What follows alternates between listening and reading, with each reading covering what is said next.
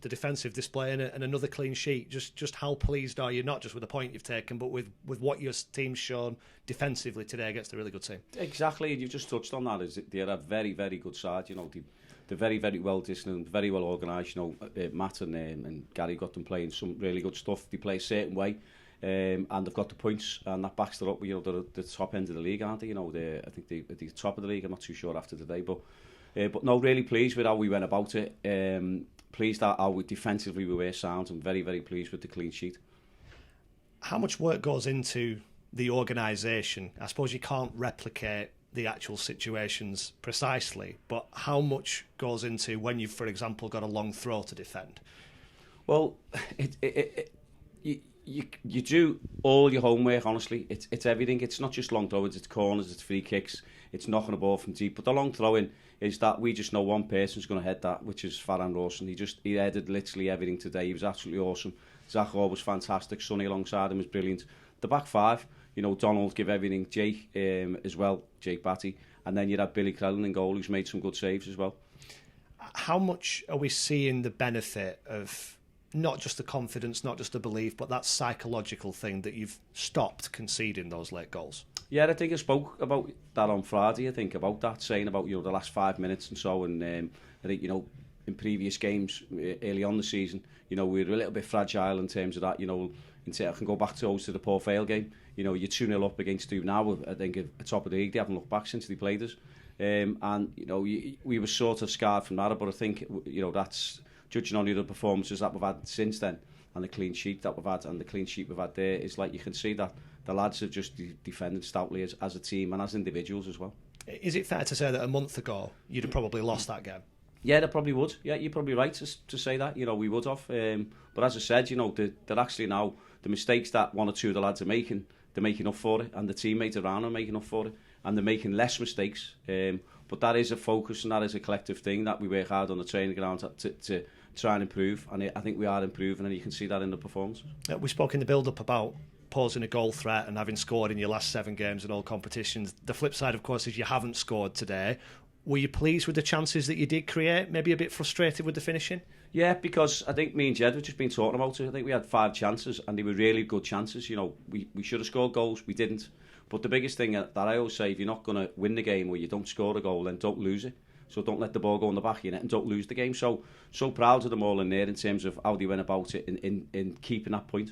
Is that what's changed at home, particularly in recent weeks? The fact that you're in the game, you're giving yourself a chance, and if you don't take your chances like today, you've got a point. That's it. Well, that said, you start off with a point, so keep the point. If you're not in your game as a team, as an individual, whatever that is, then you've got the points. Don't lose the point.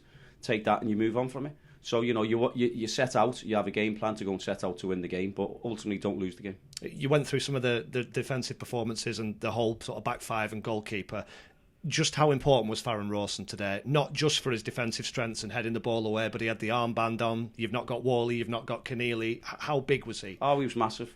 He's massive. Him and Donald, I mean, you look at Faz there, he's a proper captain, he's a proper man. He heads the ball and he led the back of someone's head, and then, he's down and he gets back up. He's a proper gladiator. But you're also, as a defender, he defends when he should do. He's good in both boxes, and, especially in our box. How much confidence does it give you as a group to keep creeping up that league table? Another point to the tally, of course, making that gap to the bottom 2 even bigger. You have to. That's our aim. We want to get as high up as we can up that table. As I said before, we know what we've got in that dressing room. We're an organised team. I know what the lads do daily on the training ground. We just got to now take that, what we do, and put it into performances. And I just thought today, you could come up against a very well organised and disciplined Walsall side who play a certain way. And, I think we got sucked into it a little bit, but they are better than playing the way they play, which is fair play to them. They do that, and they do it really well. And you've got to give Matt and Gary credit to that. Just on the team selection situation, you didn't have Sean Wally, of course. What's the situation? How bad is that injury? I don't think it's too bad. I don't think he's going to be right for Tuesday for the Papa Johns. So those Bristol Street Motors, is it? So, so I don't think he's going to be right for that. So, we'll see how he is this week. And just on that game, because it's another fast turnaround, isn't it? How much does the squad come into your thinking? I know there are selection rules and all those kind of things, but you used the squad in the last game at Tranmere. Is that the same way you're approaching this? It has to be. It has to be the same way. You know, so that's what we'll look at. And there's lads chomping at the bit to play. I know that, and you can see that. And you can see that on the bench. And you can see some of them disappointed when they don't get on. But they've just got to be patient. Like, you know, I think Matt's touched on it himself, the Walsall manager, about his subs, and they've got to have an impact. And our subs have been starting to do that now. You know, you've got Tyler came off the bench in the previous game with Josh and made an impact. So that's what we want, and that's what we've got in there. Is it all right if your players feel like they've got a point to prove, feel like they need to prove something to you? Yeah, that's it. Well, they have, and everyone's got a point to prove. So I always go on about the training. So you train to get the shirt, you get the shirt, and you have to prove to everyone why you should keep the shirt. And not just to me as a manager and Jed, it's actually to the supporters. You know, because everyone has an opinion. Obviously, it's ours that we when we pick the team. But, you know, it's a hunger and a desire and a point to prove, as you said, that, you know, we're earning the shirt. And clearly you'll want to continue your run at home. You've won back-to-back games, then drawn a game in the league. It's a cup competition. It'll be a different side, but you have to win it if you want to go through. Well, that's it. I mean, we'll set out to win the game, and we'll put a team on the pitch that we think will win the game. We don't know what Everton are going to bring. But as I said, really, at the moment right now, we'll sort of you know, reflect on the game that's just gone by. The good point that we just picked up against a team at the top of the league. As I said, I'm not sure about after today, but you know, we're really pleased and how we've gone about that. So we'll sort of have a look at that first.